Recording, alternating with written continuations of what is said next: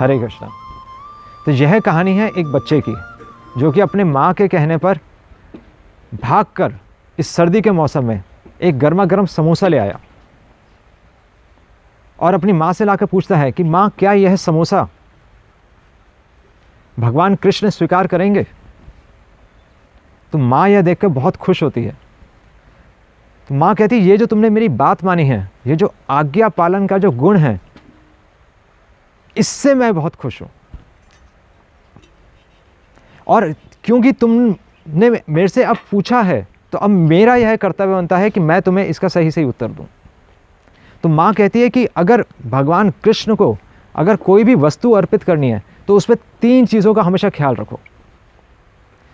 तो जैसे तुम्हें समोसा ही अर्पित करना है, तो इसको कैसे समझे, तो तुम मान लो ये समोसा तुम अपने छोटे भाई को खिलाना चाहते हो।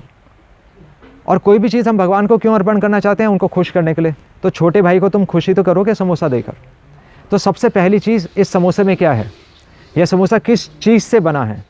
मैदे से बना है, आलू से बना है, और इसमें तेल पड़ा है पकाने के लिए। तो यह सब चीज़ें क्या करती हैं? यह सब चीज़ें शरीर को पुष्ट करती हैं, शरीर को तंदुरुस्त रखती हैं। पर अपने आप में ये जो सब चीज़ें हैं, स्थूल चीज़ें हैं, यह अपने आप में पूर्ण नहीं है। इनके आगे भी क्या है? अगर यह समोसा स्वादिष्ट ना हो, अगर यह समोसा गर्म ना हो, अगर मान लो चलो यह समोसा कल का बना हुआ हो और तुमने फ्रिज से निकालकर इसको माइक्रोवेव में गर्म कर दिया, बटन दबा के 2 मिनट, पूरा गर्म है पर तब भी बासी है, वो फ्रेशनेस नहीं है, और इसलिए तुम अपने छोटे भाई को ये देना नहीं चाहोगे। तो यानी कि सूक्ष्म चीज़ें भी काम करती हैं। तो स्थूल चीज़ें, सूक्ष्म चीज़ें, और अपने आप में अभी भी इसमें अपूर्णता है, क्योंकि अब यह देखना पड़ेगा कि यह समोसा कहाँ से आया है। इस समोसे को खा के तुम्हारे भाई पे क्या प्रभाव पड़ेगा, यानी कि उसकी चेतना पे क्या असर पड़ेगा।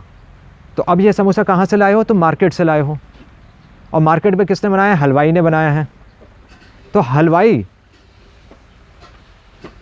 हलवाई हो सकता है बिना नहाए आया हो, वो तो सर्दी में सुबह सुबह कहाँ नहाएगा।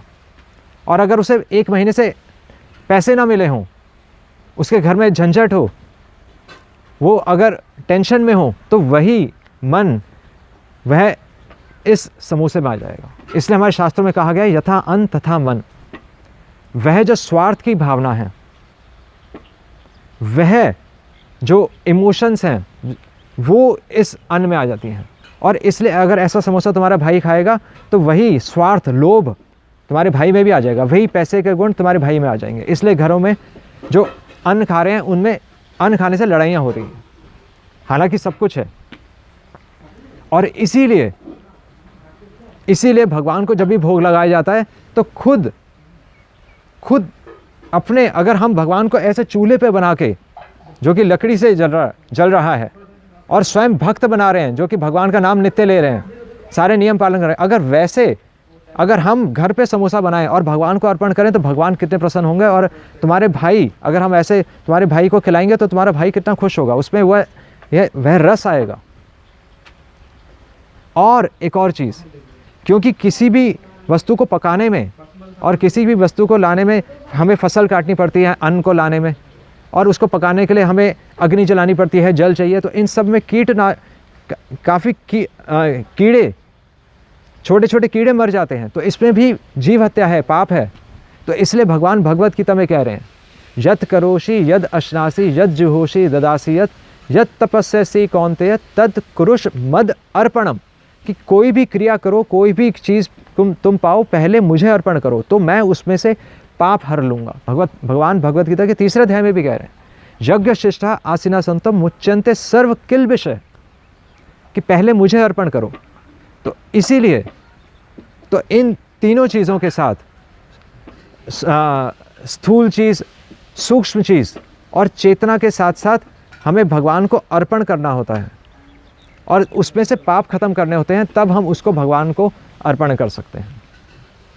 और इसीलिए अब यह समोसा, हमने ये सब चीज़ें ख़त्म कर ली, अब ये तुमने वस्तु को शुद्ध बना लिया, प्योर बना लिया, पर अब तुम्हें अपने भाई को खिलाना भी तो आना चाहिए।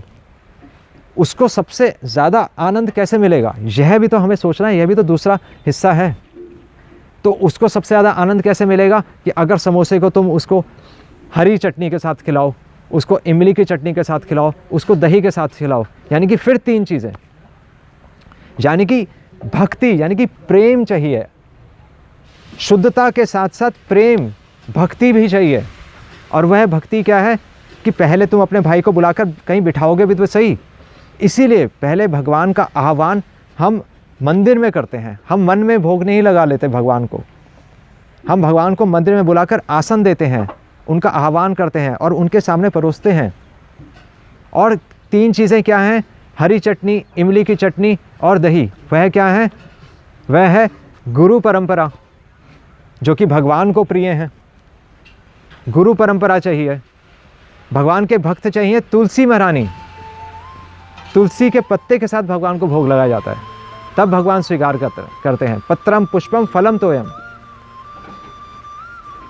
तो भगवान के भक्त, गुरु परंपरा, तुलसी महारानी और तीसरी चीज़ भगवान का नाम। हाँ, भगवान अपना ही नाम सुनना चाहते हैं, क्योंकि इसी में हमारा भला है। तो ऐसे अगर इन 3 चीज़ों के साथ तुम अपने भाई को ये समोसा खिलाओगे, तब अपने भाई को इम्प्रेस कर पाओगे, यानी कि कृष्ण को तुम तब इम्प्रेस कर पाओगे। यानी कि भगवान का नाम सुनाना क्या हुआ कि जब भगवान को भोग लगा रहे हो तो वहाँ बैठकर 5 मिनट भगवान का कीर्तन कर लो।